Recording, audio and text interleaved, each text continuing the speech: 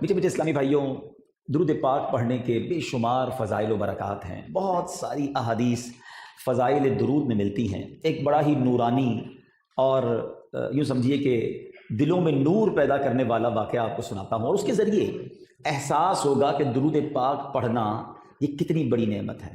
میرے آقا علیہ الصلوۃ والسلام کی مبارک زوجہ محترمہ ام المومنین حضرت عائشہ صدیقہ رضی اللہ تعالی عنہا فرماتی ہیں کہ میں ایک بار اپنے گھر میں کچھ سی رہی تھی، رات کا آخری پہر تھا، اور آپ سمجھتے ہیں کہ رات گہری ہو جائے اور اب تو بڑی لائٹیں اور بڑا یوں سمجھے کمفرٹیبل ماحول ہے، اس زمانے میں تو چراغ ہوا کرتے تھے۔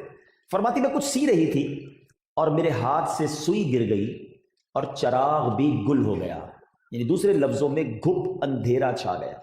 نیڈل، سوئی یہ اتنی باریک ہوتی ہے کہ اس روشنی میں گر جائے تب بھی تلاش کرنا مشکل ہے، جب چراغ بھی گل ہو جائے تو پھر تلاش کرنا کتنا مشکل ہوگا۔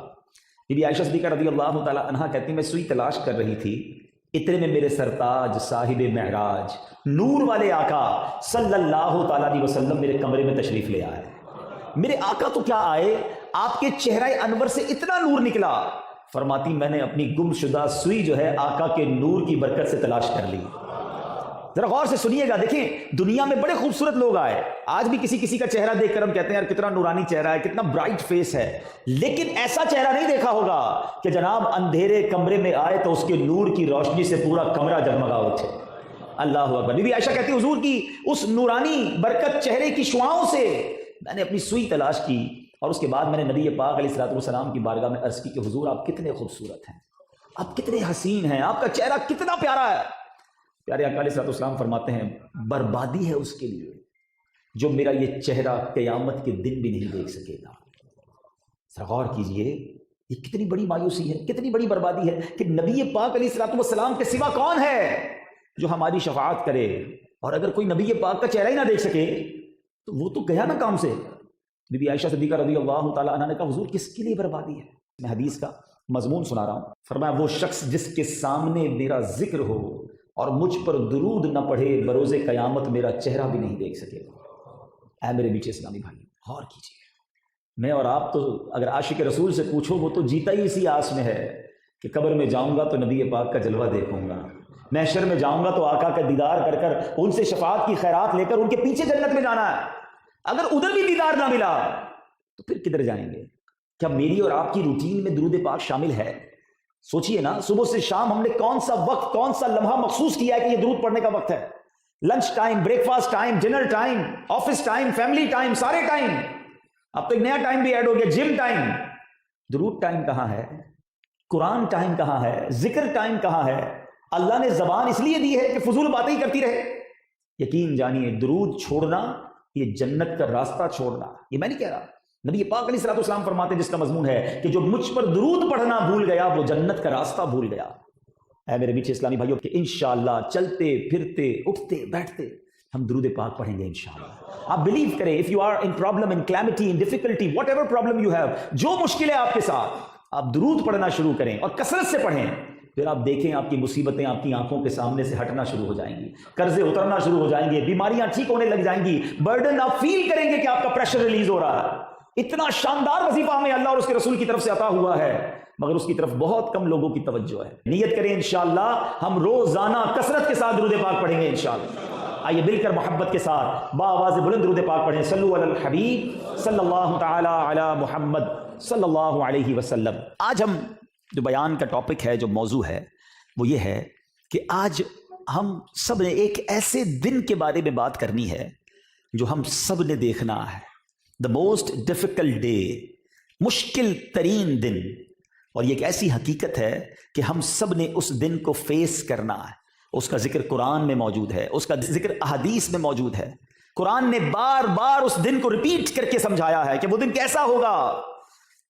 کبھی کبھی ہمارے ساتھ کچھ امتحان، کوئی ڈیفیکلٹی، کوئی مشکل آنے والی ہوتی ہے، ہم اس کی تیاری کرتے ہیں۔ مثال کے طور پہ ہم میں سے کسی کا انٹرویو ہو، ہم میں سے کسی کی کوئی کہیں جا کر کسی ملک میں ملاقات کرنی ہوتی ہے، تو ہم پہلے سے تیاری کرتے ہیں، یار انٹرویو دینے جانا ہے، بتاؤ وہاں سوالات کیا ہوں گے، وہاں انوائرمنٹ کیسا ہوگا، اچھا فلاں ملک کا ٹریول کرنا ہے، بتاؤ موسم کیسا ہوگا، کرنسی کون سی چلے گی۔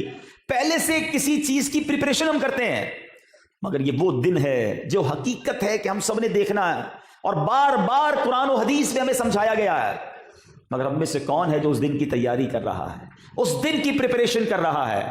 سورہ فاتحہ روزانہ کئی بار نماز میں پڑھتے ہیں، ایسا لگتا ہے کہ اس دن کی یاد دہانی کے لیے سورہ فاتحہ میں رب نے گویا اس جو آیت کو شامل کیا، الحمدللہ رب العالمین الرحمن الرحیم مالک یوم الدین، یوم جزا کا مالک، مالک یوم الدین، یہ کون سا دن ہے؟ کس دن کی بات ہو رہی ہے؟ یہ قیامت کے دن کو روزانہ ریمائنڈ کروایا جا رہا ہے، دن میں کئی بار میں اور آپ پڑھتے ہیں مالک یوم الدین، مگر کیا اس دن کو یاد بھی کرتے ہیں؟ اس دن کے بارے میں سوچتے بھی ہیں کہ کوئی ایک دن آنا ہے جب مجھے اللہ کی بارگاہ میں پیش ہونا؟ کتنا مشکل دن ہے میں آپ کو بتاؤں گا، مگر آئیے کچھ اور قرآن کی آیتیں آپ کو سناؤں۔ سورہ قارعہ 30ویں پارے میں علماء فرماتے ہیں کہ سورہ قارعہ یہ قیامت کے ناموں میں سے ایک نام ہے، قارعہ یہ قیامت کے ناموں میں سے ایک نام ہے، پوری سورت موجود ہے، اس دن کا سینیریو بھی بتایا گیا، اس دن ہوگا کیا یہ بھی سمجھایا گیا۔ اللہ تعالیٰ قرآن مجید میں فرماتا ہے، توجہ سے سنیے گا، بسم اللہ الرحمن الرحیم، القارعۃ ما القارعہ وما ادراک ما القارعہ، ترجمہ ساتھ ساتھ سنتے جاؤ، دل دہلانے والی، القارعہ دل دہلانے والی۔ یہ قرآن کا بڑا کمال کا اسلوب ہے کہ جب کسی چیز کو انفیسائز کرنا ہوتا ہے، جب کسی بات کو سمجھانا ہوتا ہے، قرآن خود ہی کوسچن کریٹ کرتا ہے، پھر خود ہی آنسر بھی دیتا ہے، القارعۃ ما القارعہ، پہلے کہا دل دہلانے والی، پھر کوسچن مارک، کیا ہے وہ دل دہلانے والی؟ پھر خود ہی جواب دیا جا رہا ہے، وما ادراک ما القارعہ، اور تو نے کیا جانا کیا ہے وہ دل دہلانے والی؟ یعنی سب کی توجہ کیچ کی جا رہی ہے، توجہ دو، کوئی بات ہے جو بڑی اہمیت والی ہے۔ آپ نے سورہ قدر میں بھی سنا ہوگا نا، انا انزلناہ فی لیلۃ القدر وما ادراک ما لیلۃ القدر، تم نے کیا جانا لیلۃ القدر کیا ہے؟ اور پھر قرآن خود بیان کرتا ہے کہ لیلۃ القدر خیر من الف شہر، پہلے توجہ لی گئی، پہلے اٹینشن، اور پھر اس کے بعد اس اہم بات کو بیان کیا گیا۔ قرآن کا یہ بڑا شاندار اسلوب ہے، بہت امپورٹنٹ بات ہو رہی ہے، بتایا جا رہا ہے کہ کوئی دل دہلانے والی ساعت ہے، کوئی ہلا دے گی ہم سب کو۔ اب بتایا جا رہا ہے اس دن ہوگا کیا، انوائرمنٹ کیا ہوگا۔ ہم پوچھتے ہیں نا بتاؤ موسم کیسا ہوگا، حالات وہاں کیسے ہیں، امن و امان ہے کہ نہیں، اس دن ہوگا کیا؟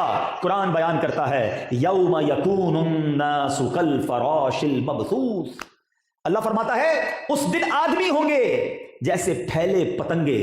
آپ نے دیکھا ہوگا بارش میں پتنگے آتے ہیں، کوئی ادھر کوئی ادھر، کسی کی کوئی سمت نہیں ہوتی، اتنی گھبراہٹ ہوگی، اتنی ٹینشن ہوگی کہ لوگ ادھر ادھر جا رہے ہوں گے، کوئی سمت متعین نہیں ہوگی، ایک گھبراہٹ کا عالم ہوگا، اور کیسا دل دہلانے والا سما ہوگا۔ فرمایا وَتَكُونُ الْجِبَالُ كَالْعِهْنِ الْمَنْفُوشِ، یہ بڑے بڑے ماؤنٹینز، بڑے بڑے پہاڑ یہ کس حالت میں ہوں گے؟ فرمایا پہاڑ ایسے ہوں گے جیسے دھنکی ہوئی اون۔ آپ نے دیکھا ہوگا جب کوئی رضائی بننے والا رضائی بنتا ہے اور روئی پر جب اپنی لاٹھی کو مارتا ہے تو روئی اڑتی ہے، فرمایا جیسے یہ روئی اڑ رہی ہے ایسے یہ پہاڑ اڑ رہے ہوں گے۔ سینیریو سمجھایا، ایٹماسفیئر بتایا، اب بتایا جا رہا ہے تمہارے ساتھ کیا ہوگا۔ فرمایا فَأَمَّا مَنْ ثَقُلَتْ مَوَازِينُ، تو جس کی تولے بھاری ہو گئی، اعمال نامے تولے جائیں گے، اور تولے جس کی نیکیوں والا پلڑا بھاری ہو گیا، فَهُوَ فِي عِيشَةٍ رَاضِيَةٍ، تو وہ من مانتے عیش میں ہے، وہ بڑے مزے میں ہوگا۔ اور آگے فرمایا وَأَمَّا مَنْ خَفَّتْ مَوَازِينُ، اور جس کی تولے ہلکی پڑ گئی، گناہ زیادہ نیکیاں کم، ایک تو ویسے ہی بڑا ہولناک ماحول اور اس میں اعمال چیک ہو رہے ہوں گے، قرآن کہتا ہے فَأُمُّهُ هَاوِيَةٌ، وہ نیچا دکھانے والی گود میں ہے۔ اگین وہی انداز، وَمَا أَدْرَاكَ مَا هِيَ، تم نے کیا جانا، ماہیا تم نے کیا جانا وہ نیچا دکھا دینے والی کیا ہے؟ نَارٌ حَامِيَةٌ، فرمایا آگ ہے شعلے مارتی ہوئی، جہنم کی آگ ہوگی جس میں جن کی تولے ہلکی پڑ گئی انہیں ڈالا جائے گا۔ قرآن نے ایک جگہ نہیں، دو جگہ نہیں، بار بار میں اتنی آیتیں سنا سکتا ہوں آج آپ کو کہ شاید رات گزر جائے، یاد دلایا ہے دیکھو وہ دن آنا ہے، تمہارے ساتھ وہ دن ہوگا، بڑا ہولناک ہوگا، تیاری کر لو۔ ایک اور جگہ قرآن فرماتا ہے، سنو سورہ زلزال، اذا زلزلت الارض زلزالها واخرجت الارض اثقالها، ایک ایسا زلزلہ آئے گا کہ زمین تھر تھرا جائے گی، اور اس دن کیا ہوگا؟ زمین اپنے خزانے، اپنا بوجھ باہر نکال دے گی، اور پھر اس دن کیا ہوگا؟ یومئذ تحدث اخبارها، اپنی خبریں زمین بتائے گی۔ کہ کس نے کیا کیا ہے. آج چھپ چھپ کر گناہ کرتے ہیں, کوئی دیکھنے والا نہیں, مزے کر رہے ہو. یہ زمین گواہی دے گی کہ اللہ اس نے میرے اوپر سجدہ کیا تھا یا شراب پی تھی, قرآن پڑھا تھا یا فلمیں ڈرامے دیکھے تھے, بے حیائی اور بدکاری کی تھی یا حرام کمایا تھا. یہ زمین اس دن گواہی دے گی. اسی سورت کی ایک جو آخری 2 آیتیں ہیں, میں کہتا ہوں زندگی میں اگر یہی یاد رہ جائے تو کافی ہے. قرآن کہتا ہے, فرمایا فَمَن يَعْمَلْ مِثْقَالَ ذَرَّةٍ خَيْرًا يَرَهُ, تو جس نے ذرہ بھر نیکی کی وہ دیکھے گا. وَمَن يَعْمَلْ مِثْقَالَ ذَرَّةٍ شَرًّا يَرَهُ, اور جس نے ذرہ بھر بھی برائی کی وہ بھی اسے دیکھے گا. میں اور آپ بھول جاتے ہیں, اللہ کے یہاں بھول نہیں ہے. آپ کی نیکیاں بھی لکھی ہوئی ہیں اور ہمارے گناہ بھی لکھے ہوئے ہیں. اللہ کرے کہ ہم گناہوں کو چھوڑ کر نیکیوں والی زندگی گزارنے والے بن جائیں. جگہ جگہ قرآن بیان کر رہا ہے. اللہ اکبر. ایک اور جگہ قرآن فرماتا ہے نامہ اعمال بھی تو دیے جائیں گے نا. کتنی یوں سمجھیے کہ ڈرا دینے والی بات ہے. قرآن کہتا ہے فَأَمَّا مَنْ أُوتِيَ كِتَابَهُ بِيَمِينِهِ. اللہ اکبر. قرآن کہتا ہے تو وہ جن کو اپنا نامہ اعمال دائیں ہاتھ میں دیا جائے گا, فَسَوْفَ يُحَاسَبُ حِسَابًا يَسِيرًا, تو اس سے ان قریب سہل آسان حساب لیا جائے گا. نامہ اعمال جسے رائٹ ہینڈ میں دیا اس کا کام بن گیا, اس کا حساب آسان. مگر جس کو الٹے ہاتھ میں دیا جائے گا, گناہ گاروں کو, اللہ پاک محفوظ رکھے. قرآن کہتا ہے وَأَمَّا مَنْ أُوتِيَ كِتَابَهُ وَرَاءَ ظَهْرِهِ, اور وہ جس کا نامہ اعمال اس کی پیٹھ کے پیچھے سے دیا جائے, فَسَوْفَ يَدْعُو ثُبُورًا, وہ ان قریب موت مانگے گا. وہ کہے گا میں مر جاؤں, اب کیسے حساب دوں گا. اللہ اکبر. اے میرے بیچ اسلامی بھائیوں, try to understand we have to face the day of judgment. ہم سب نے قیامت کا دن دیکھنا ہے, مگر کس نے تیاری کی ہے, کس نے اپنے شیڈیول میں شامل کیا ہے کہ قیامت کے دن رسوا ذلیل اور پریشان نہ ہو جاؤں. یہ تو بات کی میں نے کچھ قرآن کی آیتوں کی. اب آؤ میں احادیث کے ذریعے آپ کو بتاتا ہوں. میرے آقا نے اتنی ڈیٹیل سے بیان کیا ہے کہ قیامت کا دن گزرے گا کیسے, اس دن ہوگا کیا کیا. سنتے جائیے اور اللہ سے معافی بھی مانگتے جائیے, احساس کرتے جائیے.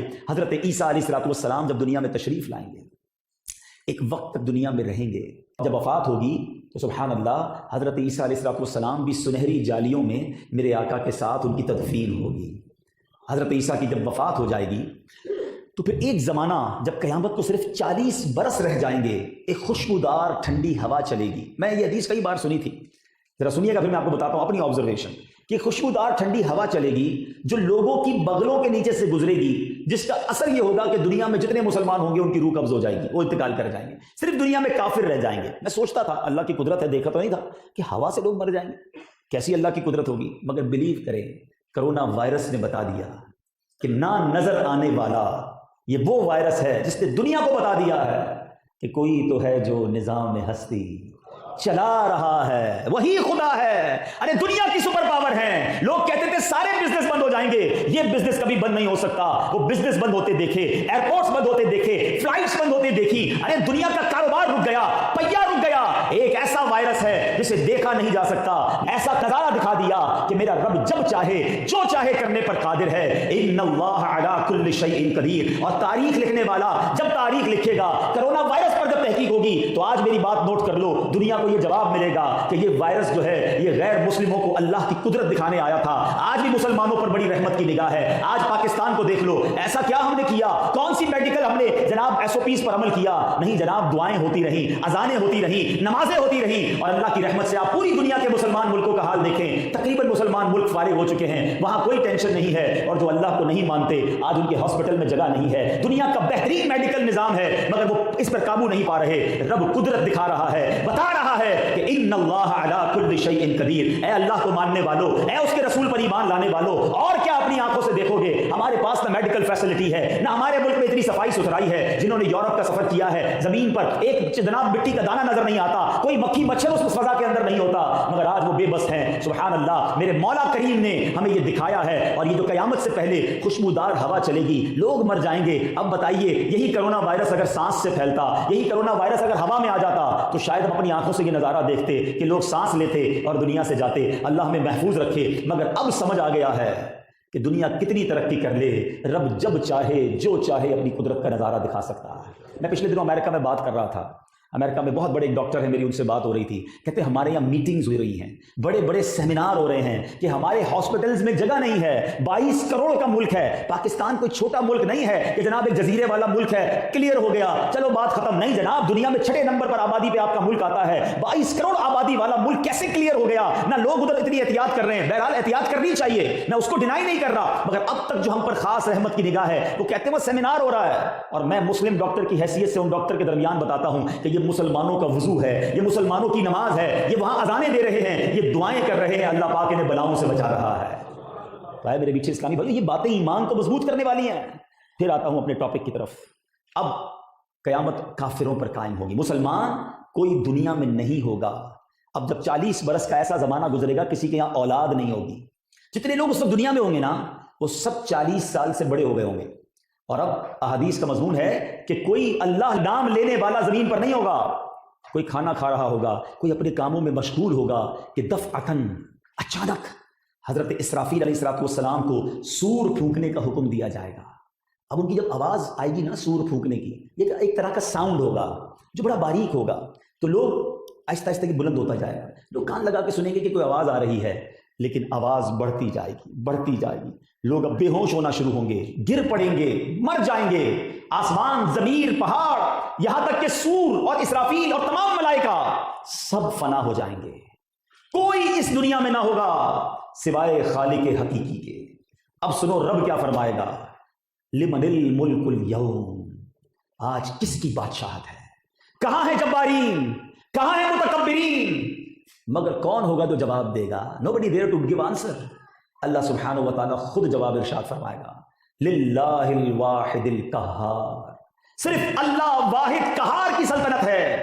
پھر جب اللہ تعالیٰ چاہے گا اسرافیل علیہ السلام کو زندہ فرمائے گا، پھر سور کو پیدا کر کے دوبارہ سور پھونکنے کا حکم دیا جائے گا، اور اب سور کو جب پھونکا جائے گا تمام اولین و آخرین، ملائکہ، انس، جنات، حیوانات سب موجود ہو جائیں گے، اور سنو سب سے پہلے قیامت کے دن قبر سے میرے آقا علیہ السلام جلوہ فرما ہوں گے، مدینہ منورہ میں مزار پر انوار سے میرے آقا اپنی قبر سے باہر آئیں گے۔ کیا خوبصورت حدیث ہے، صدیق اکبر اور حضرت عمر فاروق کی قسمت پر ہماری جانیں قربان، ہم ایسی صحابہ کی نوکری نہیں کرتے، ایسی صحابہ سے پیار نہیں کرتے۔ سنو صدیق اکبر اور عمر فاروق رضی اللہ تعالیٰ عنہ کی شان۔ ایک بار نبی پاک صحابہ کے درمیان آئے، سیدھے ہاتھ میں سیدنا ابوبکر صدیق کا ہاتھ ہے، بائیں ہاتھ میں حضرت عمر فاروق کا ہاتھ ہے، فرمایا دیکھ لو جس طرح آج آئے ہیں اس طرح قیامت کے دن بھی آئیں گے۔ نبی پاک حضرت ابوبکر صدیق اور حضرت عمر فاروق کے ساتھ اپنے مزار سے باہر آئیں گے، سبحان اللہ۔ پھر اہل بقی ہوں گے، اہل معلا، اور اس طرح ساری دنیا محشر کے میدان میں جمع ہوگی۔ میرے بیچ اسلامی بھائیوں، جسم کے اجزاء مرنے کے بعد متفرق ہو گئے، مختلف جانوروں کی غذا ہو گئے ہوں گے لوگوں کے جسم، مگر اللہ تعالیٰ ان سب اجزاء کو جمع کرے گا اور قیامت کے دن اٹھائے گا۔ قیامت کے دن لوگ اپنی قبروں سے ننگے بدن، بے لباس اپنی قبروں سے نکلیں گے، اور یہ سارے میدان محشر میں جمع ہوں گے۔ ملک شام میں محشر کا میدان سجایا جائے گا۔ آج سورج لاکھوں کروڑوں میل دور ہے، اس دن 1.25 میل پر ہوگا۔ ٹرائی ٹو انڈرسٹینڈ ویدر کیسا ہوگا، گرمی کتنی ہوگی۔ آج 50-55 ڈگری کے بعد ہماری بس ہو جاتی ہے، انسان نہیں کھڑا رہ سکتا دھوپ میں، مگر اس دن کھڑے رہنا پڑے گا۔ اور کتنا بڑا دن ہوگا، 50,000 سال کا دن ہوگا۔ اس کی تپش کیسے ہوگی؟ کتابوں میں لکھا کہ زمین تانبے کی ہوگی، العطش العطش، ہائے پیاس کی صدائیں بلند ہو رہی ہوں گی، پسینہ اتنا نکلے گا کہ کسی کے ٹخنوں تک، کسی کی کمر تک، کسی کے گھٹنوں تک، اور کچھ لوگ اپنی پسینے میں ڈبکیاں کھا رہے ہوں گے۔ میرے بیچ اسلامی بھائیوں، یہ لوگ کھڑے ہوں گے، انتظار میں ہوں گے۔ دھوپ میں آپ کو کوئی اپنے گھر کے باہر کھڑا کر دے، ذرا 10 منٹ بعد آتا ہوں، 10 منٹ کتنے بھاری ہوتے ہیں، آدھا دن گزر جائے گا، 25,000 سال کے مطابق لوگ دھوپ میں کھڑے رہیں گے، اور اب لوگ کہیں گے کہ کچھ تو ہو، حساب تو شروع ہو، فیصلہ تو کر دیا جائے۔ مفتی امجد علی اعظمی صاحب کہتے ہیں کوئی ایک مصیبت ہو، 100 ہو، 1000 ہو تو بیان کیا جائے، اتنی مصیبتیں۔ اب اتنے میں اہل محشر مشورہ کریں گے کہ چلو حضرت آدم علیہ السلام کے پاس چلتے ہیں، وہ ابو البشر ہیں، ان کے پاس جا کر سفارش کریں کہ آپ اللہ کی بارگاہ میں سفارش کریں کہ ہمارا حساب کتاب شروع ہو، ہماری شفاعت ہو، جس کو جنت میں جانا ہے جنت میں بھیج دیا جائے، دوزخ والوں کو دوزخ میں بھیجا جائے۔ اب وہ حضرت آدم علیہ السلام کے پاس جا کر عرض کریں گے حضور آپ ابو البشر ہیں، فرشتوں نے آپ کو سجدہ کیا، تمام چیزوں کے آپ کو نام سکھائے، آپ صفی اللہ ہیں، اللہ کی بارگاہ میں التجا کریں، دیکھیں ہم کس حال میں ہیں۔ حضرت آدم علیہ السلام کہیں گے آج مجھے اپنی جان کی اپنی فکر ہے، آج اللہ نے ایسا غضب کیا اس سے پہلے کبھی نہیں فرمایا، آج میں تمہاری کوئی مدد نہیں کر سکتا، اذهبوا الی غیری، کسی اور کے پاس جاؤ۔ اب یہ اہل محشر کہیں گے کس کے پاس جائیں، آپ ہی بتائیں، اتنے پریشان ہیں۔ حضرت آدم علیہ السلام فرمائیں گے نوح علیہ السلام کے پاس جاؤ، وہ پہلے رسول ہیں جن کو اللہ نے ہدایت کے لیے بھیجا۔ لوگ اسی حالت میں حضرت نوح علیہ السلام کی خدمت میں حاضر ہو، انہیں عرض کریں گے حضور شفقت کرم، آپ رب کے حضور ہماری شفاعت فرمائیں، وہ ہمارا فیصلہ فرما دے۔ یہاں سے بھی یہی جواب ملے گا کہ مجھے خود اپنی فکر پڑی ہے، اذهبوا الی غیری، کسی اور کے پاس جاؤ۔ عرض کریں گے اب آپ ہمیں کس کے پاس بھیجتے ہیں؟ حضرت نوح فرمائیں گے تم ابراہیم خلیل اللہ علی نبینا علیہ الصلوۃ والسلام کے پاس جاؤ، وہ اللہ کے خلیل ہیں، وہ تمہاری مدد کریں گے، وہاں جائیں گے، وہاں فریاد کریں گے ابراہیم خلیل اللہ ہیں، مگر وہ بھی کہیں گے آج میں تمہاری کوئی مدد نہیں کر سکتا، کسی اور کے پاس جاؤ۔ یہ اہل محشر گھومتے گھومتے ٹھوکریں کھاتے ہوئے جب نبی پاک علیہ الصلوۃ والسلام کی بارگاہ میں آئیں گے، عرض کریں گے اے محمد، اے اللہ کے نبی، حضور کے ہاتھ پر اللہ عز و جل نے فتح باب رکھا ہے، آج حضور مطمئن ہیں، بہت سارے فضائل بیان کریں گے۔ سنو، محشر میں نبی پاک کے سامنے اہل محشر بھی نعت پڑھیں گے۔ آقا کے فضائل بیان کرنا ہی نعت ہے نا، تو نعت خوانی کا سلسلہ شروع سے جاری ہے، اور محشر کے دن بھی نبی پاک کی نعت بیان کی جائے گی۔ نعتیں پڑھنے والوں، سرکار کی ثنا بیان کرنے والوں مبارک ہو، کیونکہ جس کی عادت ہوگی وہ آقا کو دیکھ کر وہاں بھی مصطفیٰ جان رحمت پہ لاکھوں سلام پڑھے گا۔ اعلیٰ حضرت نے ایسے نہیں لکھا، کیا خوبصورت تمنا کی ہے، مجھ سے خدمت کے قدسی کہیں ہاں رضا، قیامت کا دن ہو اور اے رضا فرشتے مجھ سے کہیں ہاں رضا، اور وہاں بھی میں پڑھوں مصطفیٰ جان رحمت پہ لاکھوں سلام۔ اہل محشر اس بھیانک دن، اس خوفناک دن، اس ڈیفیکلٹ ڈے نبی پاک سے عرض کریں گے حضور اب آپ ہماری شفاعت فرمائیے۔ اب نبی پاک یہ نہیں کہیں گے کسی اور کے پاس جاؤ، سنو، نبی پاک علیہ الصلوۃ والسلام فرمائیں گے انا صاحبکم انا لہا، اے میرے غلاموں آؤ میں آج تمہارا مددگار ہوں، آج میں اسی لیے ہوں، سبحان اللہ۔ اور نبی پاک علیہ الصلوۃ والسلام اب اللہ کی بارگاہ میں سجدہ کریں گے۔ میں ذرا یہاں رکتا ہوں، ایک سوال کریٹ ہوتا ہے کہ جناب یہ حدیث تو آپ نے پہلے بھی سنی ہے، میں نے بھی سنی، سب کو پتا ہے کہ نبی پاک نے شفاعت کرنی ہے، تو پھر ہم کیوں جائیں گے حضرت آدم کے پاس، ہم کیوں جائیں گے حضرت ابراہیم کے پاس، حضرت نوح کے پاس، حضرت موسیٰ کے پاس نہیں جائیں گے، ڈائریکٹ نبی پاک کے پاس چلے جائیں گے؟ جب پتہ چل گیا تو سارے محشر کے لوگ نبی پاک کے پاس ڈائریکٹ چلے جائیں؟ فرمایا نہیں، علماء کہتے ہیں یہ آج تو معلوم ہے کہ ہوگا کیا، مگر اس دن بلا دیا جائے گا، سارا محشر گھومے گا، ایک ایک کے پاس جائیں گے، تو پھر یہ ریزن کیا ہے، کیوں گھمایا جائے گا؟ سبحان اللہ، بریلی کے تاجدار ایک شعر میں معاملہ حل کر دیتے ہیں، کہتے خلیل و نجی مسیح و صفی سبھی سے کہیں بھی بنی، سب کے پاس گیا نا، خلیل و نجی مسیح و صفی سبھی سے کہیں بھی بنی، یہ بے خبری کہ خلق پھری کہاں سے کہاں تمہارے لیے، حضور تمہارے لیے ساری خلق کو گھمایا گیا، کیوں؟ کیونکہ زمین و زمان تمہارے لیے، مکین و مکان تمہارے لیے، چنین و چنا تمہارے لیے، بنے دو جہاں تمہارے لیے، آقا دہن میں زباں تمہارے لیے، بدن میں ہے جان تمہارے لیے، ہم آئے یہاں تمہارے لیے، اٹھے بھی وہاں تمہارے لیے، یہ ساری بزم کیوں سجائی جا رہی ہے؟ ارے جناب سوال پیدا ہوتا ہے، میں قبر سے اٹھتے ہاتھ میں رزلٹ پکڑا دیا جاتا، تم جنت میں جاؤ، تم دوزخ میں جاؤ، نہیں جناب، قیامت کا یہ سارا سینیریو، یہ سارا انتظام کیوں کیا گیا؟ پل صراط بھی بچھایا گیا، اعمال نامے بھی تولے گئے، حوض کوثر بھی لگایا گیا، خلق گھوم بھی رہی ہے، اللہ اکبر، یہ ساری بزم سجانے کا مقصد کیا ہے؟ کیا خوبصورت شعر شاعر لکھتے ہیں، فرماتے ہیں فقط اتنا سبب ہے انعقاد بزم محشر کا، there is only one reason to create that big day of judgment، فقط اتنا سبب ہے انعقاد بزم محشر کا، آقا تمہاری شان محبوبی دکھائی جانے والی ہے، دنیا کو بتانا ہوگا کہ کون ہے رب کا حبیب، کس کی سنی جائے گی، کس کی مانی جائے گی، صرف مسلمان تو نہیں ہوں گے نا، اربوں خربوں غیر مسلم بھی ہوں گے۔ اچھا مزے کی بات، علماء کہتے ہیں اس دن سب مان جائیں گے، جتنے غیر مسلم ہوں گے نا وہ بھی ایمان لائیں گے، کہیں گے ہم مانتے ہیں اللہ کے نبی ہیں، ہم مانتے ہیں اسلام درست مذہب ہے، کیونکہ انہی کی بات سنی جا رہی ہے، یہی اللہ کی بارگاہ میں شفاعت کر رہے ہیں، مگر اس دن کا ماننا قبول نہ کیا جائے گا، اس دن کا ایمان قبول نہ ہوگا۔ سیدی اعلیٰ حضرت لکھتے ہیں نا، ایسی اعلیٰ حضرت سے ہمیں پیار نہیں ہے، کیا خوبصورت بات لکھتے ہیں، کہتے ہیں آج لے ان کی پناہ، آج مدد مانگ ان سے، ارے آج نبی پاک کی شان ماننی ہے، آج ان کی غلامی کا پٹا گلے میں ڈالنا ہے، فرماتے ہیں آج لے ان کی پناہ، آج مدد مانگ ان سے، پھر نہ مانیں گے قیامت میں اگر مان گیا، انہیں جانا انہیں مانا، نہ رکھا غیر سے کام، للہ الحمد میں دنیا سے مسلمان گیا۔ اللہ نبی پاک کی غلامی سچی عطا فرمائے۔ سنو غلاموں، اس دن کیا ہوگا؟ اب نبی پاک سجدہ فرمائیں، کیسا سجدہ ہوگا؟ ہائے ہائے، کس لیے ہوگا؟ اپنے لیے نہیں ہوگا، ہم گناہ گاروں کے لیے ہوگا، ہماری تکلیف دیکھ کر ہوگا، ہم گناہ گاروں کی پریشانی میں وہ سجدہ ہوگا۔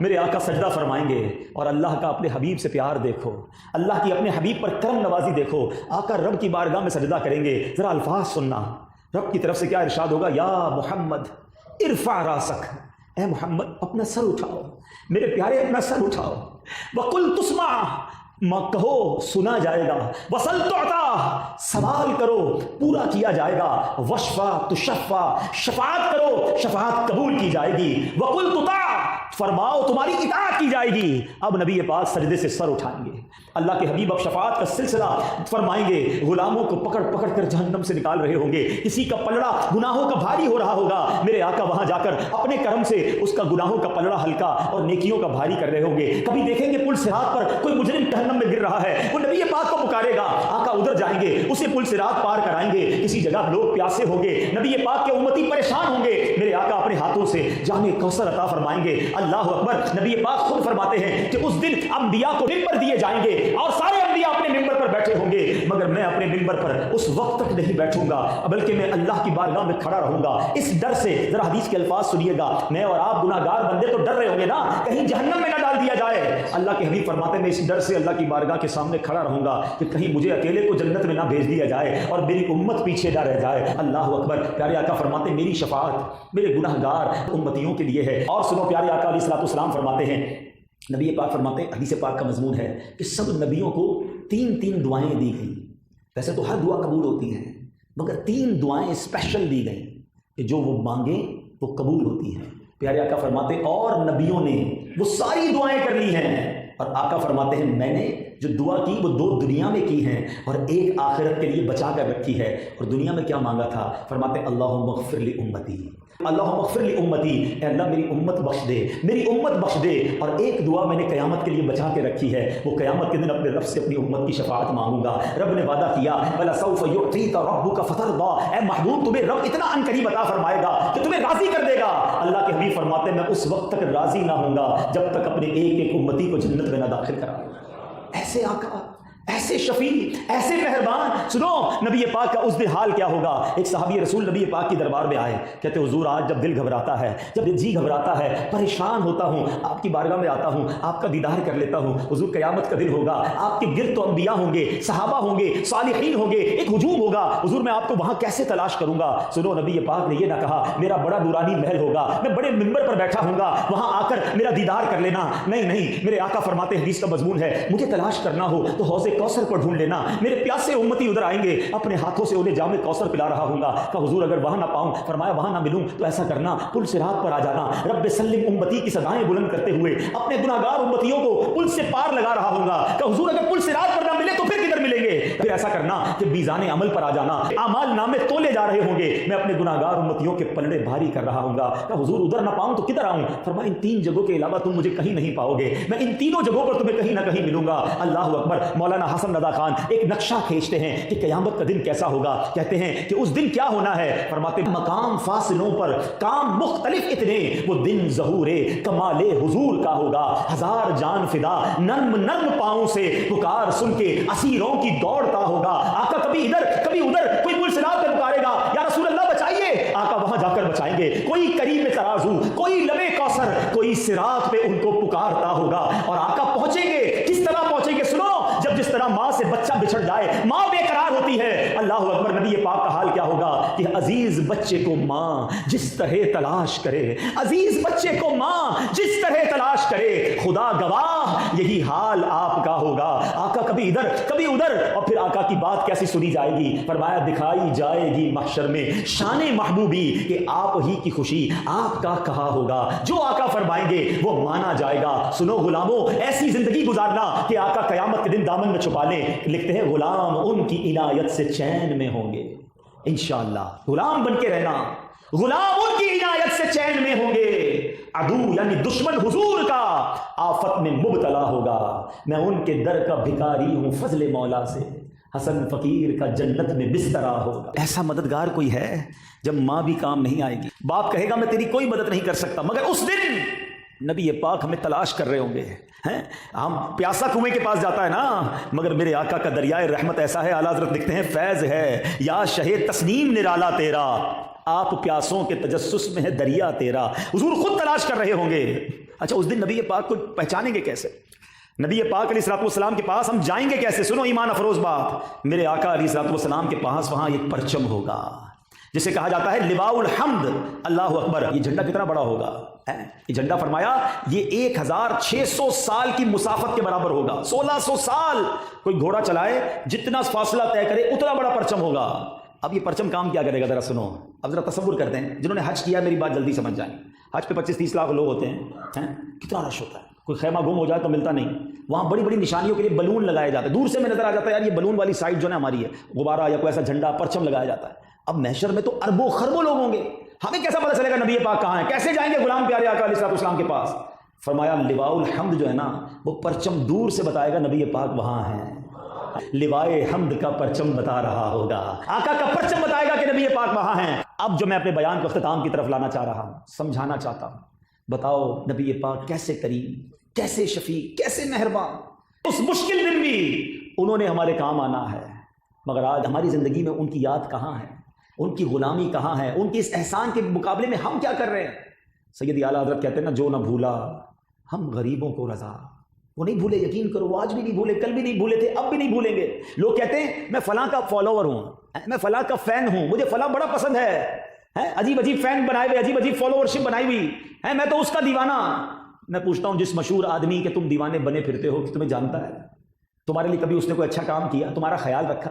لوگ کہتے ہیں مجھے کیسے جانے گا، اس کو تو کروڑوں چاہنے والے ہیں.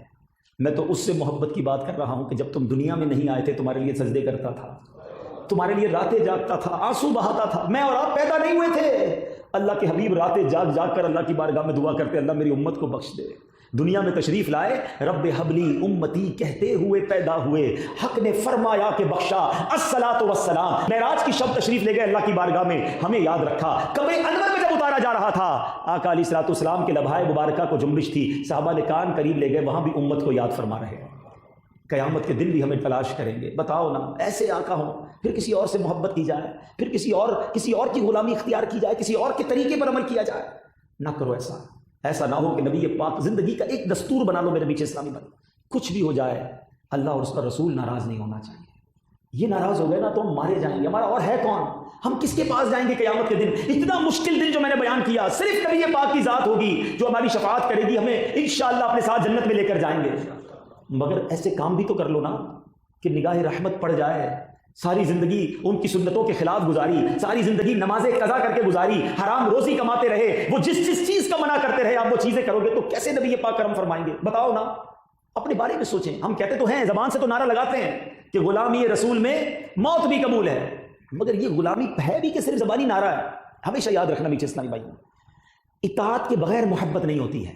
عاشق رسول وہی ہے جو مطیع رسول بھی ہے، جو فالوور بھی ہے نبی پاک کا صلی اللہ تعالیٰ علیہ وسلم. مثال کے طور پہ دنیا میں آپ کو کسی سے محبت ہو جائے، آپ بڑی رسپیکٹ کرتے ہو اس کی، تو آپ کیا کہتے ہیں؟ یار آپ کے لیے جان حاضر ہے، آپ حکم تو کریں، میں حاضر، بالکل لبیک ہے. کیوں؟ پیار کرتے ہو نا، جو وہ کہتا ہے وہ مانتے ہو. تو یہ کیسے ممکن ہے کہ آپ نبی پاک سے سب سے زیادہ محبت کا دعویٰ بھی کریں اور وہ جو فرمائے وہ مانتے بھی نہیں ہیں؟ وہ فرمائے سچ بولو تو جھوٹ سارے بول رہے ہیں، وہ فرمائے حلال کماؤ تو حرام روزی، پیسے اچھے لگتے ہیں نا زیادہ آ جائیں.